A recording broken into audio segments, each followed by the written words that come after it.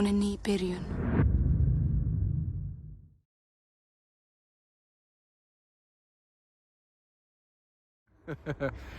Well, I don't know if I learned.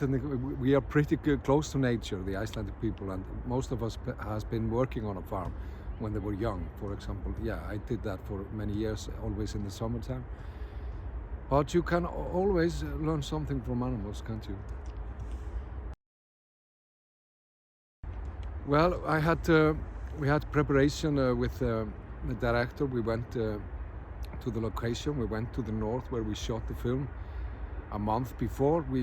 Month before shooting, and we spent like 10 days there in the environment and had big discussions, and so also did a little test screenings and test shootings.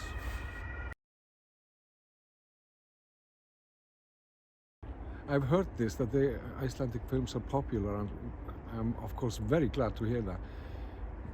Maybe, you know, maybe it's because we are both very small nations, and we understand each other's humor, and we understand each other.